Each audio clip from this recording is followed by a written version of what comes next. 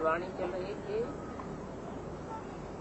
13/4/98 का प्रातः क्लास।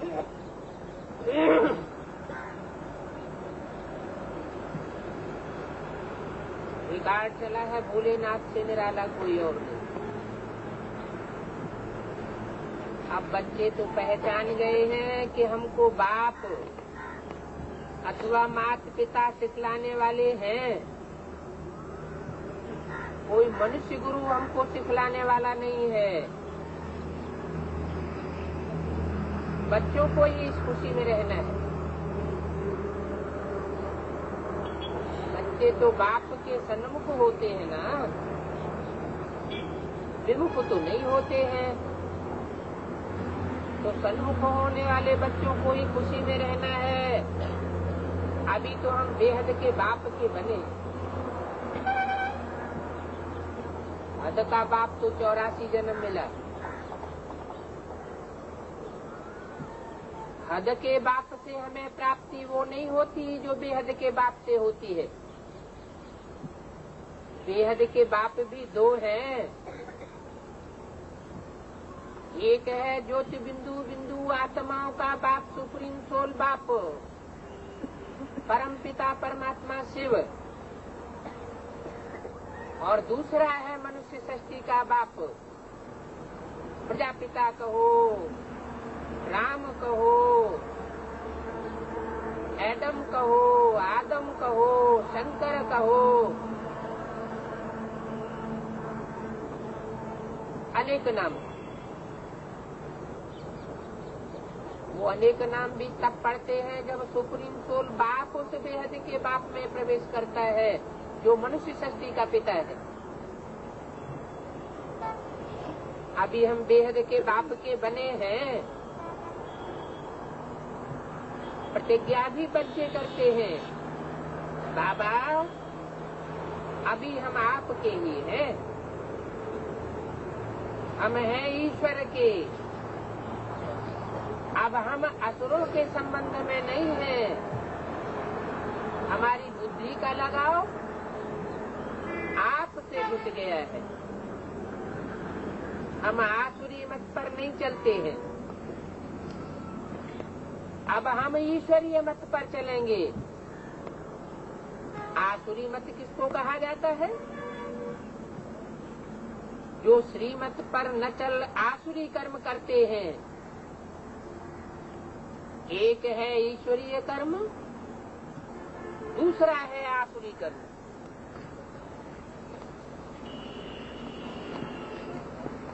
ये बात कोई भी नहीं जानते कि आदि सनातन देवी देवता धर्म कब और किसने स्थापन किया।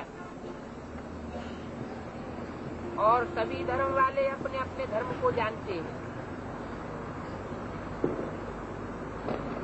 कब किया? आज से ठीक 5000 वर्ष पहले परमपिता परमात्मा शिव ने आकर के आदि सनातन देवी देवता धर्म की स्थापना की।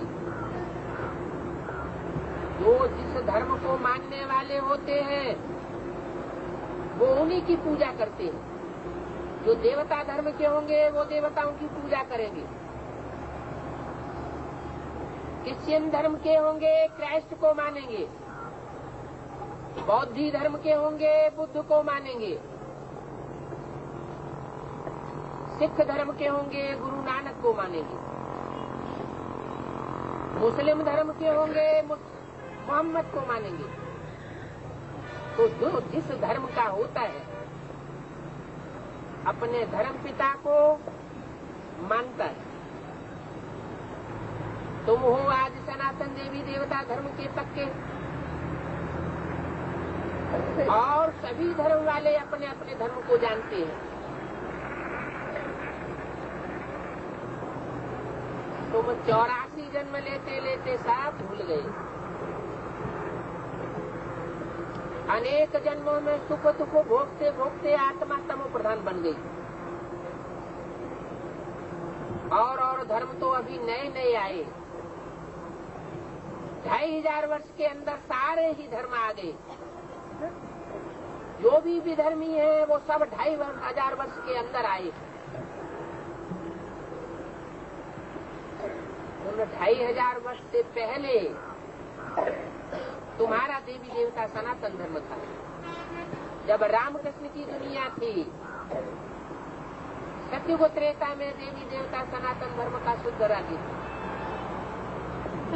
तो 2500 साल चलता है देवताओं का राज्य और 2500 साल चलता है असुरों का राज्य द्वापर कलयुग में। तुम अपने धर्म को और धर्म पिता को भूल गए। कब ये धर्म स्थापन हुआ ये भी भूल गए।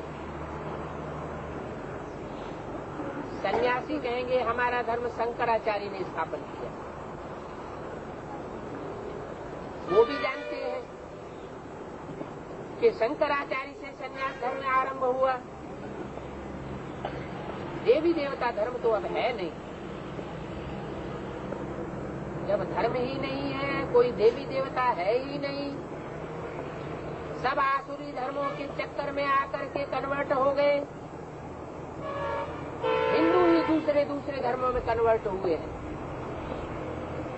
कोई दूसरे धर्म के लोग हिंदू धर्म में नहीं कन्वर्ट हुए।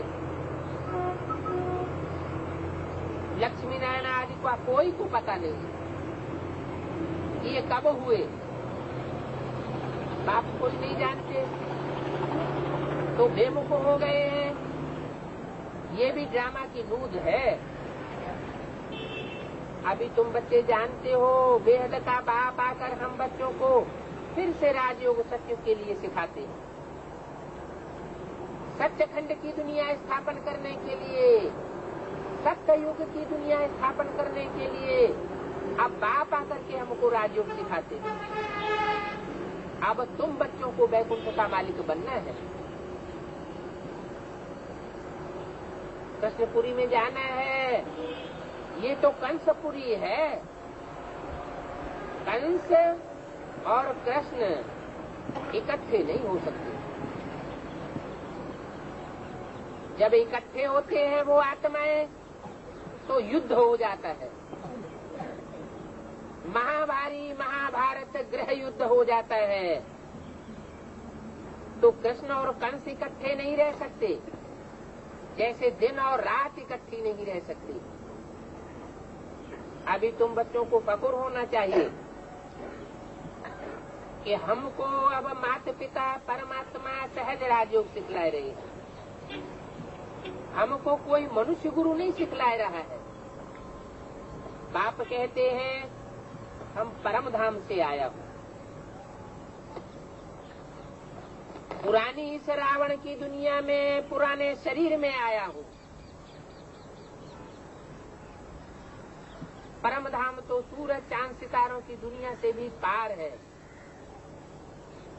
सूरज चांद सितारों की दुनिया में 5 तत्व हैं जिनसे ये शरीर बनता है। परम धाम तो उन 5 तत्वों से भी परे है। वहाँ छठा तुरीय तत्व है, ब्रह्मलोक। बाप कहते हैं हम परम धाम से आए।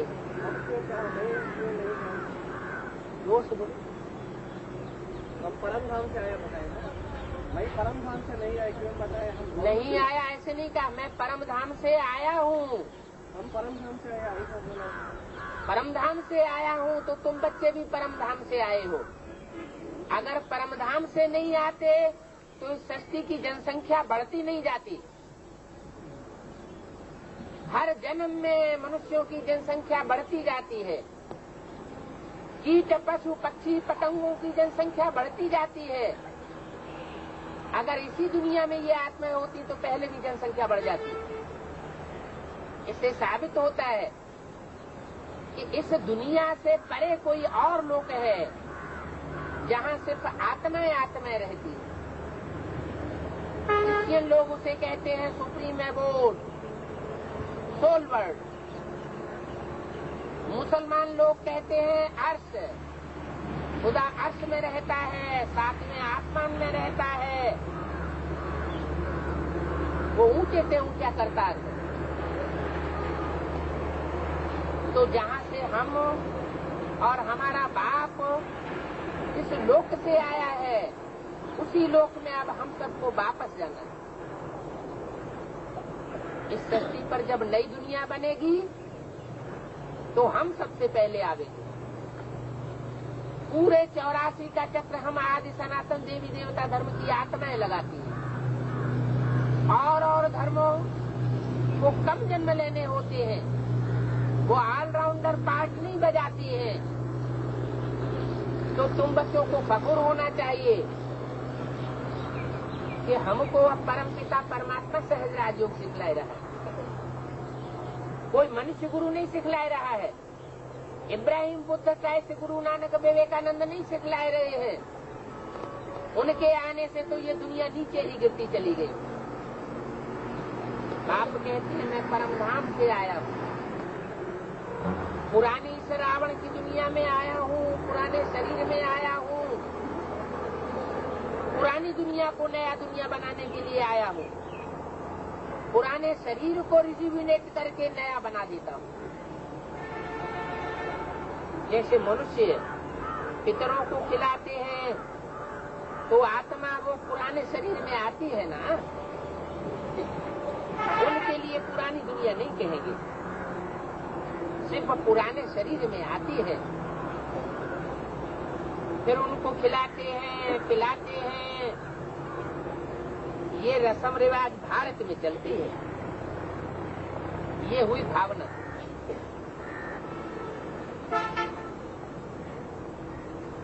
कहते हैं हमारे पति की आत्मा ब्राह्मण में आई है, तो वो भावना रखती है ना। पति के नाम रूप को याद करते हैं। तो यहाँ भी जिन बच्चों में वो भावना होगी, श्रद्धा विश्वास होगा, जो गीता में कहा है श्रद्धावान लभते ज्ञानम, श्रद्धा भावना वाला ही ईश्वरीय ज्ञान ले सकता है। ऐसी श्रद्धा विश्वास वाले बच्चे जो हैं वो परमपिता परमात्मा के असली स्वरूप को पहचान कर उसे याद करते हैं। हम आत्मा ही आकर के अंगीकार करते हैं। ये है यहाँ की रस्म रिवाज। सत्य में ये बातें नहीं होती। फालतू खर्चा करना, धक्का खाना, ये भक्ति मार्ग की रस्म है। भावना रखने से अल्पकाल का सुख तो भी बाप से ही मिलता है। भक्ति मार्ग में भी जो सुख मिलता है, जो साक्षात्कार होते हैं, वो भगवान ही साक्षात्कार कराते हैं। लेकिन भक्ति मार्ग के साक्षात्कारों का फल अल्पकाल का होता है। अभी तो सदाकाल के लिए 84 जन्मों की प्रारब्ध बनाने के लिए परमात्मा बाप आया हुआ है। बाप कभी दुख नहीं देता है। मनुष्य तो न जानने के कारण कह देते हैं कि सुख दुख परमात्मा ही देता है। बाप समझाते हैं बच्चे ये तो खेल बना हुआ है। मैं आकर सृष्टि को सुखी बनाता हूँ और तुम बच्चे जब रजो प्रधान तमो प्रधान होते हो तो इस सृष्टि को दुखी बनाएगी। जो देवी देवता धर्म वाले होंगे वही आकर के ब्राह्मण बनेंगे। मालूम पड़ जाता है ये हमारे कुल का है अथवा नहीं है। हमारे कुल का होगा, देवताई कुल का होगा तो उनको कुछ नया नहीं लगेगा। झट से उनकी बुद्धि में टच हो जाएगा, बुद्धि में बैठेगा कि ये बात तो सच्ची है। मालूम पड़ जाता है इसने बहुत भक्ति की है। जैसे कोई बहुत अच्छे पढ़ता है तो पद भी उनको अच्छा मिलता है। वैसे जिन्होंने बहुत भक्ति की है बाप आकर कहते हैं अब मैं उनको भक्ति का फल देने आया हूँ। भक्ति में तो बहुत दुख भोगे, बहुत तीर्थों में, टिकानों में, मंदिरों में धक्के खाए, कितना भटकना पड़ता है। अब मैं तुमको सभी दुखों से दूर कर देता हूँ।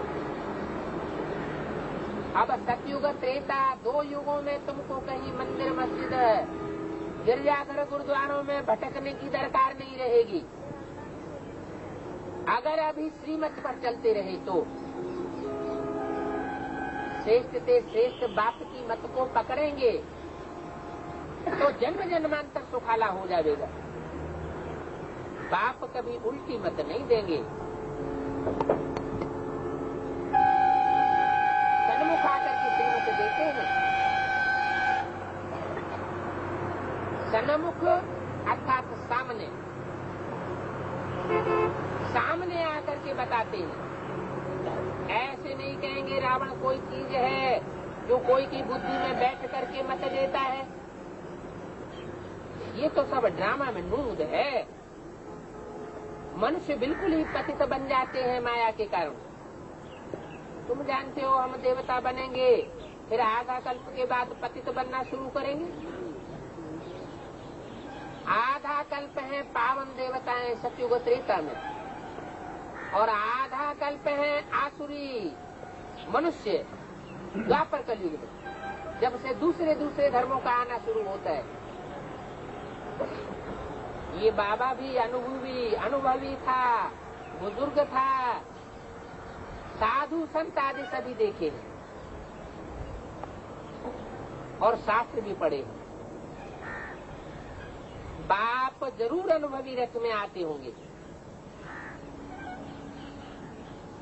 उसकी भी जरूर कोई हिस्ट्री होगी कि भगवान ने ये एक ही रथ क्यों लिया, दूसरा कोई रथ क्यों नहीं लिया। भागीरथ अर्थात भाग्यशाली रथ गाया। भाग्यशाली रथ वो है जो इसी एक जन्म में अपने रथ को, शरीर को रिजुविनेट कर लेता है। सबसे पहले मनुष्य सृष्टि की जब स्थापना होती है तो पहले पहले अपने शरीर को जो कन्वर्ट करता है वही भाग्यशाली रथ है। कहते हैं भागीरथ से गंगा निकली। अब कोई पानी की गंगा से थोड़े ही पतित से पार करेंगे। ये तो ज्ञान गंगा निकली। कोई जटाओं से पानी की गंगा नहीं निकलती। जटाएं निकलती हैं सर से। सर में बुद्धि समाई हुई है, बुद्धि से ही ज्ञान की गंगा निकलती है। तो चित्रकारों ने चित्र बनाए दिए कि शंकर की जटाओं से ज्ञान गंगा निकली। गंगा का चित्र बनाते हैं, वो भी कोई कन्या का बनाते हैं। क्यों कन्या का चित्र बनाते हैं? क्योंकि कन्या पवित्र बुद्धि होती है। पवित्र बुद्धि में ज्यों का त्यों ज्ञान समा जाता है। जो अपवित्र बुद्धि होती है वो ज्ञान को तोड़ मरोड़ करके अपने रूप से पेश करती है। श्रीमत में आसुरी मत को मिक्स कर देती है। अभी पानी की गंगा तो नहीं निकल सकती। भगवान बाप आकर के शरीर में प्रवेश करता है तो ज्ञान की गंगा ही निकलेगी ना। आगे हम भी नहीं समझते थे। भाग्यशाली रस तो ये ब्रह्मा का गाया हुआ है, जिसमें परमपिता परमात्मा आते हैं। मनुष्य तो मुझ जाते हैं, ये तो ब्रह्मा में कैसे आवेगा? तुम इस मनुष्य को ब्रह्मा कहते हो तो मनुष्य मुझते हैं। ब्रह्मा तो भगवान है, सूक्ष्म वतन में रहने वाला है। तुमने फिर मनुष्य को ब्रह्मा बनाए रखा है क्या? अरे सूक्ष्म वतन कोई ऊपर नहीं होता, स्वर्ग कोई ऊपर नहीं होता, नरक कोई पाताल में नहीं होता। इसी सृष्टि पर नरक होता है, इसी सृष्टि पर स्वर्ग होता है।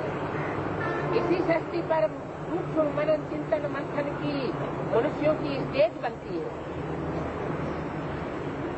जब मनन चिंतन मंथन की सूक्ष्म स्टेज बनती है तो उन्हों को फरिश्ता कहा जाता है। विश्व कल्याण के चिंतन में रहने वालों का देह के संबंधों से कोई रिश्ता नहीं रहता। सारा विश्व ही उनका कुटुंब हो जाता है। तो लोग तो ऐसे कह देते हैं कि उन्होंने मनुष्य को ब्रह्मा बनाए रखा है।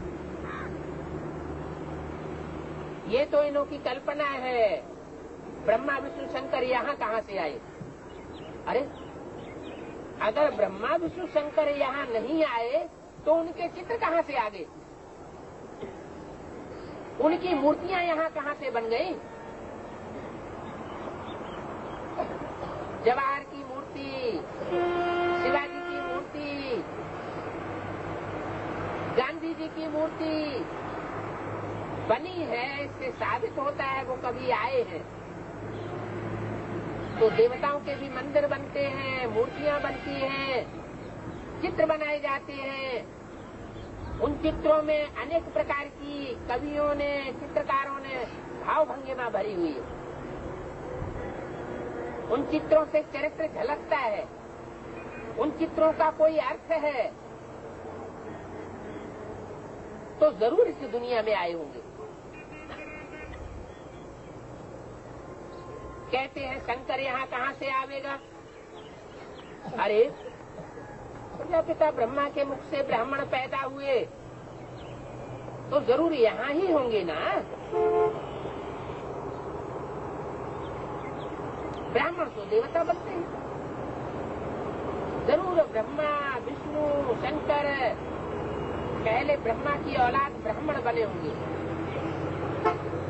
जब ब्राह्मण संपूर्ण बनते हैं तो वही ब्राह्मण तो देवता गाए जाते हैं। ब्राह्मण देवी देवताए नमः कहा जाता है। ब्राह्मणों की हमारे भारतवर्ष में पूजा होती है, बड़ी मान्यता होती है, तो जरूर संपूर्ण ब्राह्मणों की मान्यता हुई होगी। जो कुछ हो चुका है तो फिर भी होगा। मुसलमान कैसे आए, क्या क्या हुआ, ये सब फिर भी होगा। हर 5000 वर्ष ऐसे ही दूसरे धर्म आते रहेंगे। हिस्ट्री रिपीट्स इटसेल्फ, सारी हिस्ट्री रिपीट होती है। तुम ड्रामा के राज को जानते हो और कोई इन बातों को नहीं समझ सकता।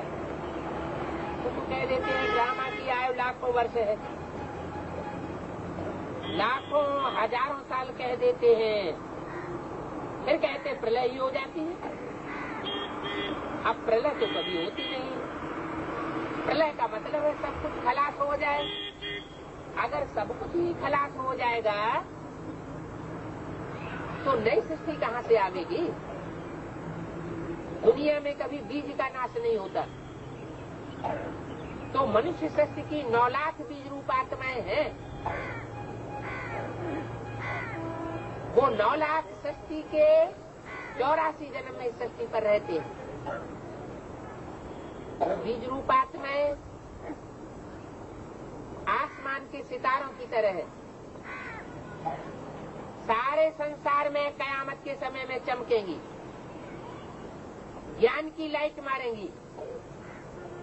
सारी दुनिया, सब धर्म वाले चकित रह जाएंगे। तो प्रलय कभी नहीं होती, सारी सृष्टि कभी लीन नहीं होती। अभी कृष्ण अगर आएगा तो भी सतयुग में आएगा। उनको फिर द्वापर में क्यों ले गए हैं? कृष्ण तो 16 कला संपूर्ण होता है, सतयुग को ही 16 कला संपूर्ण कहा जाता है।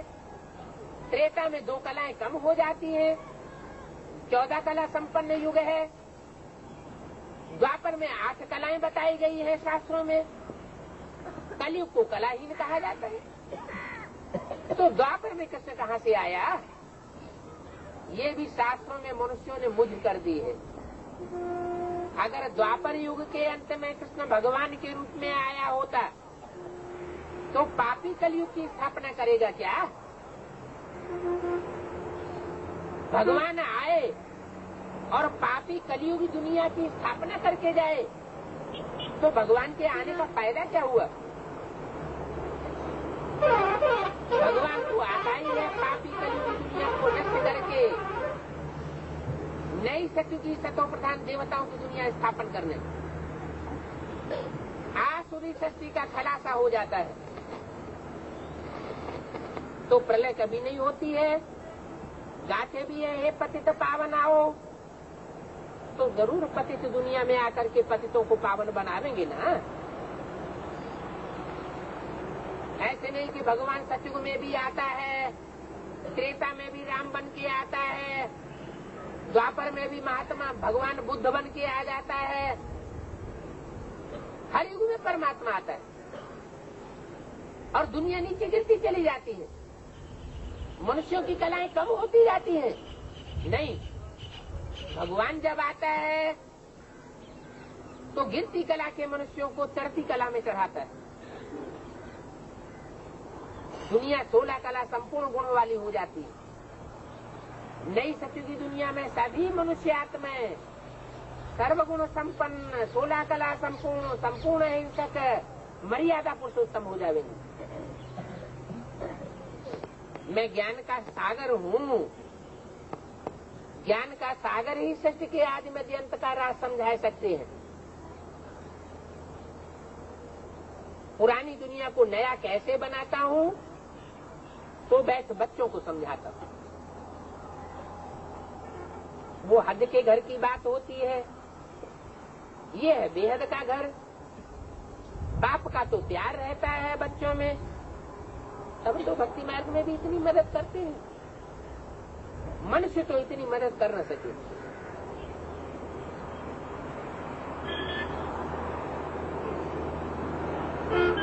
मनुष्य कहते हैं ईश्वर ने सुख का जन्म दिया। जिसके पास पैसे बहुत होते हैं तो कहते हैं ईश्वर का दिया हुआ है, और जब ईश्वर ले लेते हैं तो दुख क्यों होना चाहिए? ईश्वर ने ही दिया, ईश्वर ने ही ले लिया तो दुखी नहीं होना चाहिए ना। अभी बाप कहते हैं और कोई की बातें मत सुनो, सिवाय एक बाप के और कोई की बात मत सुनो। बाप, टीचर, गुरु, तीनों रूप में मैं पार्ट बजा के दिखाता हूँ। मैं बापों का बाप भी हूँ, टीचर्स का टीचर, सुप्रीम सोल बनकर के सारी सृष्टि को पढ़ाई पढ़ाता हूँ, और गुरुओं का गुरु भी हूँ। सदगति दाता एक ही है, बाकी तो सब है दुर्गति दाता। अंधों की लाठी एक ही प्रभु है, पतितों को पावन बनाने वाला एक ही प्रभु है। बाप कहते हैं मैं साधुओं का भी उद्धार करने आता हूँ। गीता में भी लिखा हुआ है मनुष्य गुरुओं ने, परित्राणाय साधु नाम, तो साधुओं का भी आकर के परित्राण करता हूँ, रक्षा करता हूँ।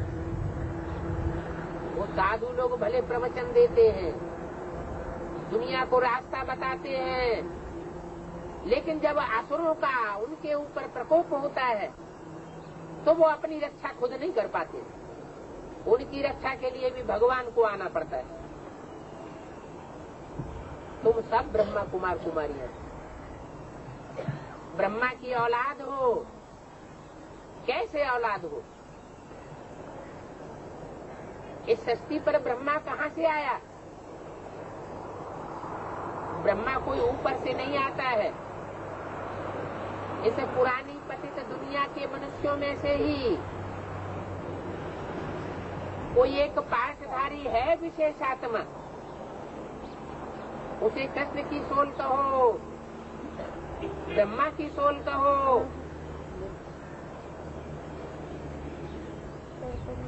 हीरोइन का पाठधारी कहो। जिस मनुष्य तन में परमात्मा बाप आते हैं, संसार में पहले पहले प्रत्यक्ष होते हैं, वो नाम दिया गया है ब्रह्मा। ब्रह्म माने बड़ी और माँ माने माँ। सारी सृष्टि, मनुष्य सृष्टि की बड़े से बड़ी माँ। जिन ब्रह्मा कुमार कुमारियों ने उस ब्रह्मा का सानिध्य लिया है,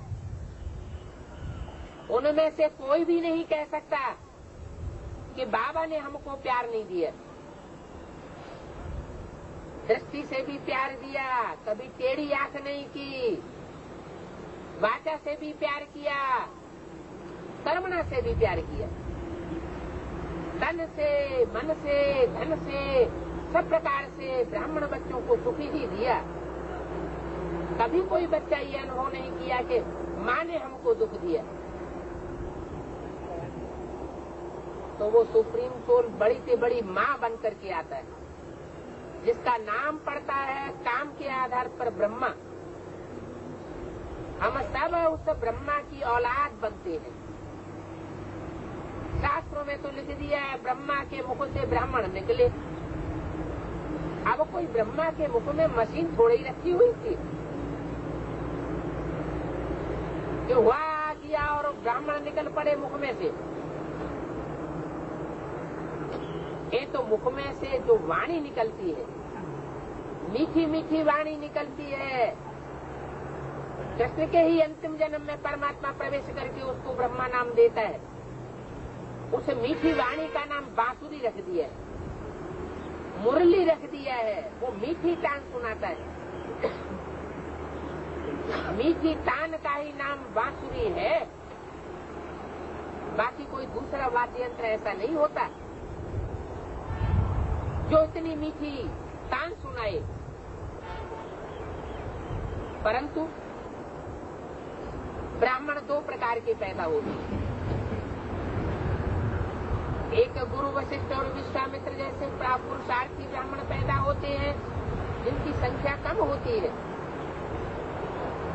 और एक वो ब्राह्मण पैदा होते हैं जो रावण, कुंभकर्ण, मेघनाथ की लिस्ट में आते हैं, जिनकी संख्या जास्ती हो जाती है। तो वो जास्ती आसुरी ब्राह्मण सारी सृष्टि को तंग करते हैं, सारी ब्राह्मण सृष्टि को तबाह कर देते हैं। तब परमात्मा बाप को ब्रह्मा का रूप छोड़ करके शंकर के नाम रूप से संसार में प्रसिद्ध होना होता है।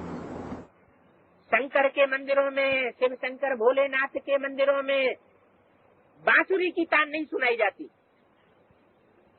क्या बजाया जाता है? नगाड़ा बजाया जाता है। जैसे बादलों की गड़गड़ाहट होती है, भयंकर आवाज निकलती है, जोर से आवाज निकलती है, ऐसी गड़गड़ाहट की डमरू की तान, गड़गड़ाहट का स्वर सारे संसार को जगा देता है। कहते हैं कुंभकर्ण सोता ही रहता था, उसको जगाने के लिए नगाड़े बजाए जाते थे। तो कुंभकर्ण कोई दूसरा नहीं होता है। इस आसुरी सृष्टि में हम मनुष्य आत्माएं ही अब विदेशियों के प्रभाव में आकर के अपनी आध्यात्मिकता को भूल चुके हैं और अज्ञानता की नींद में सो रहे हैं। हम ही कुंभकर्ण बन जाते हैं। परमात्मा बाप आकर के हम कुंभकर्णों को जगाते हैं। वो नगाड़े की तान से सुला सोए हुओं को जगाते हैं। तो हम सब ब्रह्मा कुमार कुमारियां हैं। सतयुग में था पवित्र प्रवृत्ति मार्ग, अभी हो गया अपवित्र प्रवृत्ति मार्ग। पवित्र प्रवृत्ति मार्ग और अपवित्र प्रवृत्ति मार्ग क्या होता है? पवित्रता कहते हैं ब्रह्मचर्य को। सतयुग में जो संतान पैदा होती थी, मोर और मोरनी का उसके लिए मिसाल दिया जाता है। मोर कोई संभोग नहीं करता काम इंद्रियों से। मोर जब नाचता है तो मोरनी उसका आंसू पी लेती है, आंख का चुंबन करती है और उसी से बच्चा पैदा होता है, अंडा पैदा होता है। वो मोर हमारा राष्ट्रीय पक्षी माना जाता है, नेशनल बर्ड माना जाता है। उसका कारण यही है कि कृष्ण के मस्तक में मोर पंख लगाया जाता है। जरूर कृष्ण ने कोई पवित्रता ऐसी धारण की होगी। कहते हैं उनको 16,108 रानियां थी। उनको इतने इतने हजारों की तादाद में बच्चे पैदा हुए, तो वो कोई स्थूल खून से पैदा हुए बच्चे नहीं थे, ये ज्ञान के ही बच्चे थे। ब्राह्मण ब्राह्मणियां पैदा हुए थे ढेर की ढेर तादाद में। उन ब्राह्मण ब्राह्मणियों ने राजयोग के द्वारा अपनी ऊर्जा को मस्तक में चढ़ाना सीखा था। इसको मनुष्य गुरु लोग कहते हैं कुंडलनी शक्ति। वो ऊर्जा अभी नीचे जाने वाली है, नीचे जाने की स्वभाव की हो चुकी है, जिससे संतान की पैदाइश होती है। परमात्मा बाप आकर के उसे ऊंचा उठाते हैं। मस्तक में जो ऊर्जा जाती है तो आंखों में देवताओं की नेत्रों की तरह तेज आ जाता है। वो नेत्रों से ही संसार में, सचमुची संसार में बच्चों की शक्ति की पैदाइश होती है।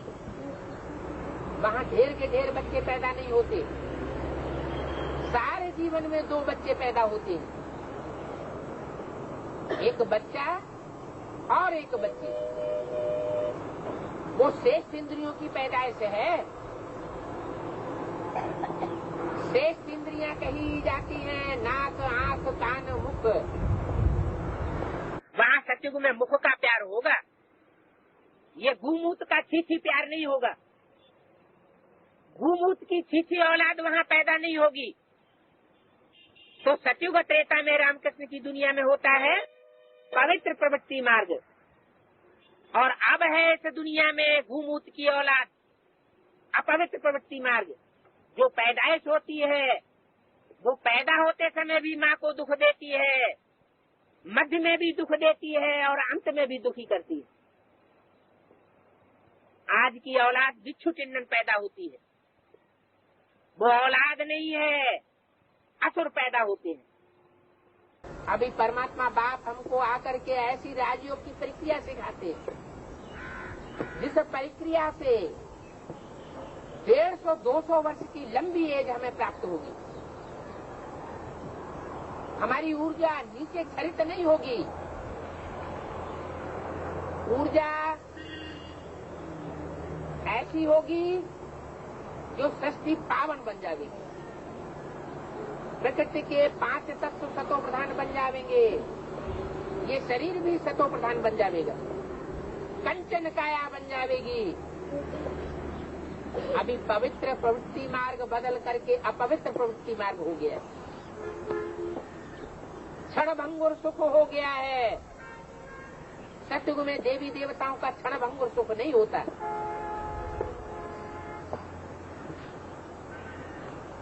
लगातार 24 घंटे उनको सुख ही सुख अनुभव होता है श्रेष्ठ इंद्रियों से। अभी विकारी प्रवृत्ति मार्ग कहा जाता है, सतयुग में होगा निर्विकारी पवित्र प्रवृत्ति मार्ग। मनुष्य अभी महान दुखी है, सतयुग में हो जाएंगे महान सुखी। क्यों हो जाएंगे? क्योंकि कर्म ही बदल जाएंगे। अभी भ्रष्ट इंद्रियों से संतान की पैदाइश होती है, सत्युग त्रेता में होगी देवताओं की दुनिया में श्रेष्ठ इंद्रियों की पैदाइश, दुनिया ही बदल जाएगी। बात मत पूछो, अभी तो इस दुनिया में कितनी त्राही त्राही करते हैं, रोते हैं, पीटते हैं, दुखी ही दुखी नजर आते हैं। अभी तो अनेक धर्म है, अनेक धर्म है तो आपस में लड़ते झगड़ते रहते हैं। सत्युग त्रेता में तो एक ही धर्म होता है, एक ही राज्य होता है, एक ही कुल होता है, एक ही भाषा होती है, तो वहाँ आपस में अशांति होने का सवाल ही पैदा नहीं होता। सब शांत और सुखी रहते हैं। ऐसा सुख शांति की दुनिया बनाने वाला बाप, जो एक ही बाप है, स्थापन करता है नई दुनिया की, वो अभी आया हुआ है। गीता में कृष्ण भगवान वाक्य लिख दिए। वास्तव में कृष्ण कोई भगवान नहीं था, कृष्ण तो देवता था। राम कृष्ण देवताओं का नाम है। देवताएं सुखी भी होते हैं, दुखी भी होते हैं। ऊंचे चढ़ते हैं तो सुखी देवता बनते हैं, और अनेक जन्म लेते लेते नीचे गिरते हैं तो दुखी मनुष्य बन जाते हैं। मनुष्य से नीचे गिरते हैं तो आसुर बन जाते हैं, राक्षस बन जाते हैं, दूसरों को दुख देने वाले। परमात्मा बाप सुप्रीम सोल न देवता बनता है न असुर बनता है। वो सुख दुख से न्यारा है। ये एक ही मूल है कि गीता में कृष्ण का नाम डालता है। कृष्ण ने गीता सुनाई। गीता का ज्ञान कृष्ण ने नहीं दिया। गीता का ज्ञान परमपिता परमात्मा शिव ने दिया। मूल से ये गलतफहमी पैदा हो जाती है, क्योंकि परमात्मा बाप कृष्ण के तन में प्रवेश करता है तो जो आसुरी ब्रह्मा कुमार कुमारियां होते हैं उनका देह का लगाव ब्रह्मा से पैदा हो जाता है। वो ब्रह्मा को ही कृष्ण भगवान समझ लेते हैं। ब्रह्मा की सोल कृष्ण की सोल तो है, लेकिन भगवान नहीं। आज से 60-62 वर्ष पूर्व सन 36 में दादा लेखराज के तन में जो सिंध हैदराबाद के ब्राह्मण थे, सिंधी ब्राह्मण थे, कलकत्ते में उनकी जवाहरात की दुकान थी। उस ब्रह्मा तन में, दादा लेखराज के तन में, कृष्ण की सोल के तन में परमात्मा शिव ने आकर के ये गीता ज्ञान सुनाया। वो ब्रह्मा के मुख से वेदवाणी उच्चारण हुई। वेदवाणी का परिष्कृत रूप फिर बाद में होता है, जब उस मुरली की मधुर तान के गुह्य अर्थ निकलते। गुह्य से गुह्य ज्ञान सुनाता है परमात्मा बाप आकर के उस त्रिनेत्री द्वारा, परमात्मा त्रिनेत्री के द्वारा। त्रिनेत्री शंकर को कहा जाता है, शिव शंकर भोलेनाथ कहा जाता है। शिव और शंकर को मिलाकर के एक कर दिया है। शिव ब्रह्मा को मिला के एक क्यों नहीं करते? शिव विष्णु को मिला के एक क्यों नहीं करते? क्योंकि भगवान बाप शंकर के तन में ही आकर के संसार में भगवान के रूप में प्रत्यक्ष होता है। इसलिए राम बाप को कहा जाता है। राम की सोल ही शंकर का पाठ अदा करती है। ये वही पीरियड चल रहा है जिसे संगम युग कहा जाता है। काय का संगम, कलयुग का अंत और सतयुग की आदि। तो कृष्ण भगवान वाच गलत बात लिखी हुई है। ये एक ही भूल है कि साकार कृष्ण को गीता का भगवान समझ लिया। साकार गीता का भगवान नहीं हो सकता। वो निराकार परम ब्रह्म परमेश्वर ही शंकर की निराकारी स्टेज के द्वारा संसार में भगवान बन के प्रत्यक्ष होता है। परम पिता परमात्मा निराकार है, उनका नाम है शिव शंकर भोलेनाथ। आत्मा का नाम तो एक ही चलता है, दूसरा नहीं पड़ता है। आत्मा जब शरीर बदलती है तो नाम भी बदल जाता है। ऐसे ही परमात्मा शिव जब कृष्ण के तन में प्रवेश करते हैं तो उनका नाम ब्रह्मा पड़ता है। ब्रह्मा के शरीर को छोड़ करके जब राम वाली सोल में प्रवेश करते हैं तो उनका नाम शंकर पड़ता है। शरीर का ही नाम बदलता है। एक शरीर छोड़ दूसरा लिया तो नाम बदल जाता है। बाबा का तो एक ही नाम है, शिव बाबा। बस उनको उनको शारीरिक नाम नहीं मिलता है। आत्मा जो 84 जन्म भोगने वाली है उनके शरीर का नाम है। बाप कहते हैं मेरा तो एक ही नाम है शिव। शिव माना कल्याणकारी। मैं जो भी पार्ट बजाता हूँ, जो भी कर्मेंद्रियों से जो भी पार्ट बजाता हूँ वो कल्याणकारी पार्ट बजाता हूँ। जो भी वाचा बोलता हूँ वो कल्याणकारी वाचा बोलता हूँ। जो भी संकल्प चलाता हूँ वो कल्याणकारी संकल्प होता है। इसलिए मेरा नाम शिव है। शिव का अर्थ ही है कल्याणकारी। भले मैं इनमें प्रवेश करता हूँ, इनमें प्रवेश करता हूँ। राम कृष्ण के 84वें जन्म में प्रवेश करता हूँ, परंतु शरीर का मालिक तो वो दूसरी आत्मा होती है। हाँ? परमात्मा शिव प्रवेश करते हैं दूसरे के तन में, उनका अपना तन नहीं होता। जिसमें प्रवेश करके प्रजा रच रहा हूँ उसका नाम प्रजापिता पड़ता है। कैसे कहते हैं सारी सृष्टि की रचना प्रजापिता से हुई। क्रिश्चियंस में उनको एडम कहा जाता है, मुसलमानों में उनको आदम कहा जाता है। प्रजापिता तो जरूर इस सृष्टि पर चाहिए। जब सारी मनुष्य सृष्टि की प्रजा इस सृष्टि पर मौजूद है तो प्रजापिता भी इस सृष्टि पर मौजूद होगा। मनुष्य तो बेचारे इन बातों को जानते नहीं है। ये एक ही कॉलेज है जहाँ सब पढ़ते थे। भगवान बाप की सुनाई हुई मुरली सब जगह जाती है। फिर कोई की बुद्धि सतो प्रधान होती है तो पकड़ लेते हैं। कोई की सतो, कोई की रजो, कोई की तमो बुद्धि होती है।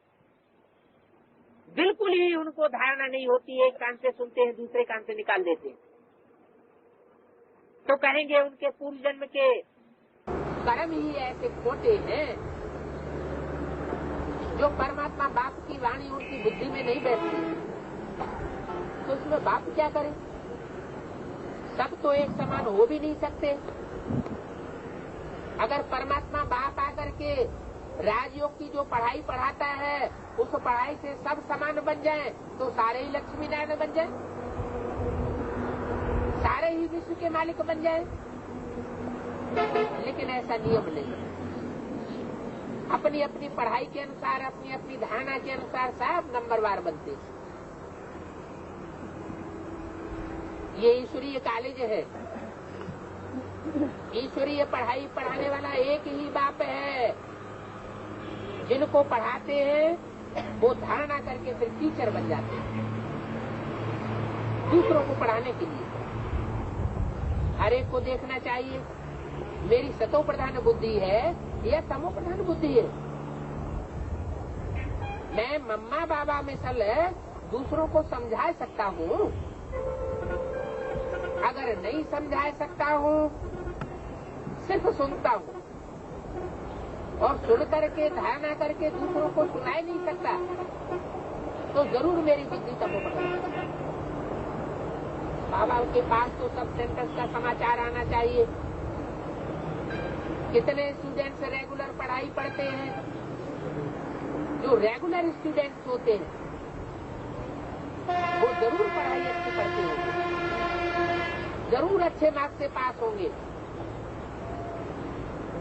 तो ईश्वरीय स्टूडेंट्स को रेगुलर होना चाहिए।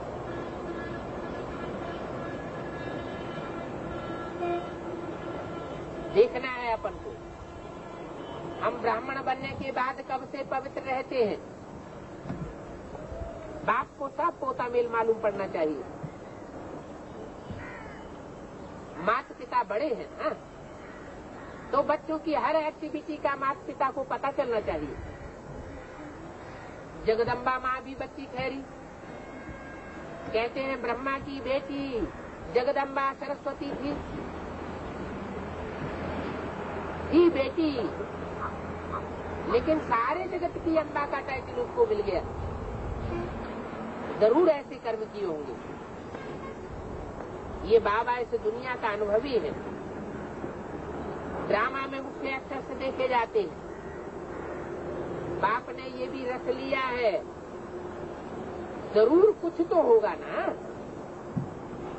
आदि सनातन देवी देवता धर्म का कितना नाम है, आदि देव ब्रह्मा का कितना नाम है।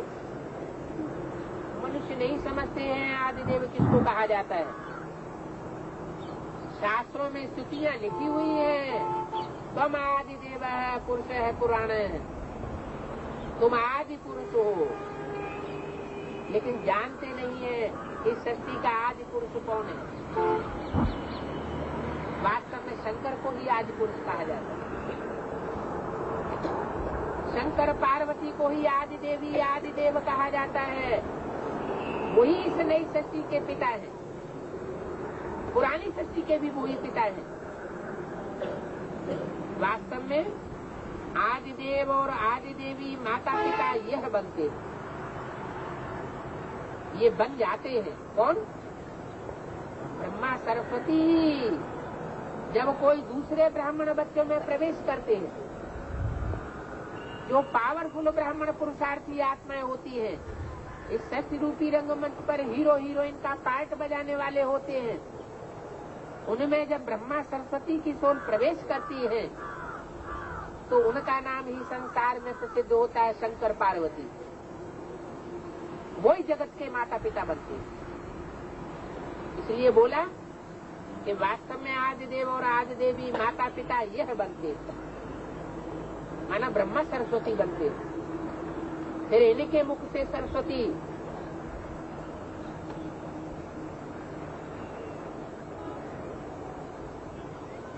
तो इनके मुख से सरस्वती माँ जन्म लेती है। तो माँ और बाप से जो बच्चे पैदा होते हैं वो सब ब्रह्मा कुमार ब्राह्मण और ब्राह्मणी कहे जाते हैं। ये कहते हैं मैं शिव बाबा का बच्चा भी हूँ, तो शिव बाबा की युगल भी हूँ, क्योंकि मुझ में प्रवेश कर मेरे मुख से बच्चे पैदा करते हैं। इतनी गुह्य बात है, तत्व प्रधान बुद्धि वाले इन बातों को अच्छी रीति समझेंगे। नंबरवार तो सब होते हैं, रायल घराना और प्रजा में फर्क तो रहता है ना। परमात्मा बाप आकर के रायल घराने की स्थापना करते हैं, राजयोग सिखाते हैं। राजयोग से राजाई प्राप्त होती है अनेक जन्मों की। कोई तो राजा बन जाते हैं, कोई महाराजा बन जाते हैं, कोई जन्म जन्मांतर की महारानी बनती है, रानी बनती है, और कोई फिर महाराज कुमार महाराज कुमारी या राजा रानी न बन करके सिर्फ राजकुमार और राजकुमारी बनती रह जाती है। उनको राजा ही नहीं मिलती, सिर्फ राजकुमार राजकुमारी का टाइटल मात्र मिलता है। और कोई ऐसा पुरुषार्थ करते हैं घटिया कि दास दासी बन पड़ते हैं। एक एक राज परिवार में सैकड़ों की तादाद में दास दासियां होती हैं, तो दास दासी बनने का पुरुषार्थ नहीं करना चाहिए। कोई तो ऐसे हैं जो राजा रानी भी नहीं बनते, राज परिवार में दास दासी भी नहीं बनते, प्रजा बन में ही रह जाते। प्रजा तो बहुत होती है, राजघराना छोटा होता है। इन बातों को स्वतः प्रधान बुद्धि वाले अच्छी रीति समझेंगे। प्रजा भी अपने पुरुषार्थ से बनती है और राजा भी अपने पुरुषार्थ से बनते हैं। जो जैसा पुरुषार्थ करता है वो वैसा ही ऊंच पद पाता है या नीच पद पाता है। बाप कहते हैं तुम अच्छा पढ़ेंगे तो ऊंच पद पाओगे। कहते भी हैं पढ़ेंगे लिखेंगे तो बनेंगे नवाब, और रुलेंगे पिलेंगे तो होंगे खराब। अच्छा पढ़ेंगे तो ऊंच पद पावेंगे। वारिस जो बनेंगे वो तो अंदर रायल घराने में ही आवेंगे, उनको कहा जाएगा बाप का वारिस। वारिसदार तो जरूर राजाई का वर्षा पावेंगे। आप कहते हैं आप पूरा पुरुषार्थ करो, मैं तो आया ही हूँ राजाई देने के लिए। अब तुम राजाई न ले पाओ तो ये तुम्हारे पुरुषार्थ की घटियापना है। तो पुरुषार्थ अच्छा करना है हम माता पिता से स्वर्ग की बादशाही का वर्षा लेंगे? नहीं तो हम क्षत्रिय बन पड़ेंगे, वैश्य बन पड़ेंगे, शूद्र बन पड़ेंगे। शूद्र होते हैं कलयुग में, वैश्य होते हैं द्वापर युग में, 14 कला संपूर्ण क्षत्रिय होते हैं त्रेता में, और 16 कला संपूर्ण होते हैं देवताएं सतयुग में। देवताएं सतयुग में आकर जन्म लेते हैं। क्षत्रिय धर्म के जो पक्के होंगे वो त्रेता में आके जन्म लेंगे, परम धाम से नीचे उतरेंगे। जो वैश्यवर्ण की दूसरे धर्मों में कन्वर्ट होने वाली आत्माएं होंगी वो द्वापर में आवेंगी, और जो सबसे भ्रष्ट कर्म करने वाले आसुर होते हैं शूद्र, वो कलयुग में आकर के जन्म लेते हैं। इसलिए गीता में लिखा हुआ है, मूढ़ा जन्मनि जन्मनि। जो मूढ़ आत्माएं होती हैं, मनुष्य आत्माएं, जो परमात्मा बाप के स्वरूप को नहीं पहचान पाती, वो जन्म जन्म घटिया युग में आकर के जन्म लेती है, नरक की योनि में आकर के जन्म लेती है। वो नरक की दुनिया है द्वापर कलयुग। सत्य को त्रेता है स्वर्ग, द्वापर कलयुग है नरक। तो क्षत्रिय नहीं बनना चाहिए, वैश्य शूद्र नहीं बनना चाहिए, देवता बनना चाहिए। स्टूडेंट खुद भी समझ सकते हैं। उन स्कूलों में तो कोई नापास हो जाते हैं तो उनको फिर पढ़ना पड़ता है,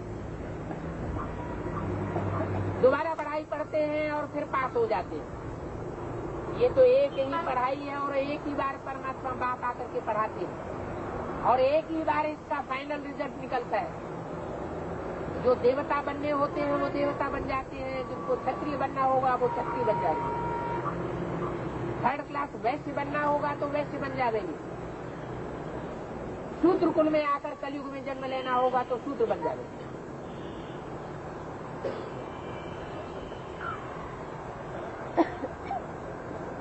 इसलिए पुरुषार्थ पूरा करना है, बहुतों को आप समान बनाना, ये है ऊंचे से ऊंची जीवन। खुद ज्ञान लिया है तो दूसरों को भी ज्ञान सुनाना है, दुखी मनुष्य को सदा सुखी बनाना है। और कोई बात से कभी मनुष्य सुखी नहीं हुए, ये एक ईश्वरीय ज्ञान ही है जिसको सुनने और सुनाने से मनुष्य दुखी से सुखी बन जाते हैं। अपना तो धंधा ही है ठहरा, ब्राह्मणों का धंधा होता ही है ज्ञान सुनना और ज्ञान सुनाना, ज्ञान की बातों को गहराई से समझना और दूसरों को गहराई तक समझाना। बाबा हमेशा कहते हैं ऐसे मत समझो कि सिंध में बहुतों ने घर बार छोड़ा तो हमको भी छोड़ना पड़ेगा, इसलिए हम ये ज्ञान नहीं लेंगे। बाप कहते हैं मैं तो आता ही हूँ गृहस्थ धर्म की स्थापना करने के लिए, मैं गृहस्थी को तोड़ने नहीं आता हूँ, गृहस्थी को जोड़ने आता हूँ। मेरे ज्ञान को सन्यासियों ने नहीं समझा, भीष्म पितामह द्रोणाचार्य ने नहीं समझा, गृहस्थ अर्जुन ने ही समझा। मैं गृहस्थियों को आकर के पढ़ाई पढ़ाता हूँ। गृहस्थी जो होते हैं वो गुरुओं की वाणी सुन सुन करके अपने को गिरिहस्ती समझने लग पड़ते हैं। उन्हें गिरिहस्ती समझने वालों को मैं ऊंची हस्ती बनाता हूँ।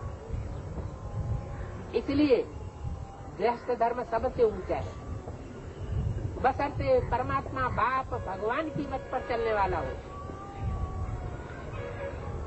भगाने आदि की कोई बात आदि में भी नहीं थी और अभी भी नहीं है। न कृष्ण ने 16,108 गोपियां भगाई, ये तो ज्ञान सुनाते हैं। ज्ञान की ऐसी तीव्रता बुद्धि में बैठती है कि इस दुनिया, दुखदायी दुनिया को आत्मा छोड़ करके परमात्मा बाप की तरफ भागती है। ये दुनिया भी भगाने के मिशन कोई बात नहीं है, ये तो ड्रामा में ढूंढ है। मनुष्य आत्मा जब ज्ञान सुनती है तो परमात्मा के पीछे भागती है। ज्ञान को धारण करने के लिए, ज्ञान को सुनने के लिए, गुह्यता को समझने के लिए, उस भागने के कर्म को शास्त्रों में नाम दे दिया भागवत। भागवत सुनाई जाती है तो बड़े प्यार से सैकड़ों हजारों की तादाद में इकट्ठे होकर के सुनते हैं। अगर गीता का ज्ञान सुनाया जाएगा तो बहुत थोड़े लोग सुनने वाले होंगे। ये है कहाँ की बात? जब परमात्मा बाप आते हैं, गीता ज्ञान मुरली सुनाते हैं, तो बहुत थोड़ी आत्माएं आकर्षित होती हैं और सुनती हैं, समझती हैं। लेकिन जब उस ज्ञान को समझने वाली 16,000 गोपियां जो उस ज्ञान की गहराई में जाकर के उसके मर्म को समझ करके परमात्मा बाप के पीछे भागती हैं, तो सारी दुनिया उस भागवत को सुनती है। तो ये सब ड्रामा में नूद है। भगवान कोई भगा करके बुरा काम थोड़े ही करेंगे। ये तो झूठे कलंक लगाए हैं देवताओं के ऊपर और भगवान के ऊपर। तुम बच्चे जानते हो, पहले नंबर में ये मम्मा बाबा पद पाते हैं। तुम भी फिर मम्मा बाबा के तख्त पर जीत पाते हो। क्या कहा? पहला पद बनता है 16 कला संपूर्ण कृष्ण और राधा का, जो संगम में ब्रह्मा और सरस्वती के रूप में जन्म लेते हैं और सतयुग में राधा कृष्ण के रूप में जन्म लेंगे। और उनसे भी ज्यादा ऊंच पुरुषार्थ तुम बच्चे करते हो। जब दुनिया की कयामत होती है, दुनिया का विनाश होता है, तो मम्मा बाबा उस समय जीवित नहीं रहते। तुम बच्चे जीवित रह करके शरीर को भी कंचन काया बनाते हो। जिसने अंत किया उसने सब कुछ किया। इसलिए बोला कि मम्मा बाबा पहले नंबर में पद पाते हैं राधा कृष्ण का, और तुम फिर उनके माँ बाप बनते हो। राधा कृष्ण जैसे श्रेष्ठ बच्चों को जन्म देने वाले माता पिता तुम बनते हो, तो मम्मा बाबा के तख्त पर भी तुम जीत पाने वाले हो। तुम उनसे भी ऊंच पुरुषार्थ करने वाले हो। जो पहला नंबर होगा वो फिर सतयुग में बाद में अगले अगले जन्मों में नीचे उतरता जाएगा। बच्चे बड़े होकर तख्त पर बैठेंगे तो मम्मा बाबा सेकंड नंबर में चले जाएंगे। पहले वाले राजा रानी फिर छोटे होते जाएंगे। तो पुरुषार्थ करके मम्मा बाबा के तख्त पर जीत पहननी चाहिए। अभी जीत नहीं पानी है। क्या कोई बच्चे ऐसे भी होते हैं जो अभी ही मम्मा बाबा की गद्दी लेना चाहते हैं? ऐसा मुसलमानों में हुआ है। कैसा कि बाप जिंदा रहता है और बच्चा उस बाप को गद्दी से उतार करके जेल में डाल देता है। कौन से धर्म की हिस्ट्री में ऐसा हुआ? मुसलमानों की हिस्ट्री में। औरंगजेब ने क्या किया? अपने बाप शाहजहां को गद्दी से उतार करके गद्दी के ऊपर अधिकार कर लिया और अपने बाप को जेल में डाल दिया। तो बाबा कहते हैं बच्चे अभी जीत नहीं पानी है मम्मा बाबा के तख्त के ऊपर, भविष्य में जीत पानी है। जब मम्मा बाबा न रहे तो बच्चों को माँ बाप की गद्दी संभालनी। इसलिए भारतवर्ष में ये परंपरा चली आती है कि जब तक बाप रहता है, माँ बाप रहते हैं, तो बच्चे युवराज पद पर सुशोभित होते हैं। जब तक बाप रहता है, माँ रहते हैं, तो युवराज सुशोभित होते हैं। आप चले जाने के लिए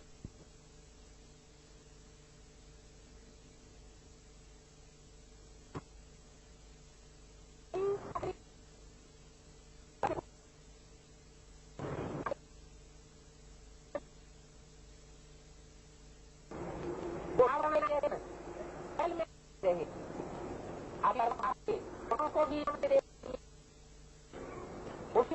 इसलिए शासन है परमात्मा बाबा तुमको दे और जीवन क्या बता करके तुमको दे। जीवन क्या मतलब जिंदगी रहे, जीवन रहे रहते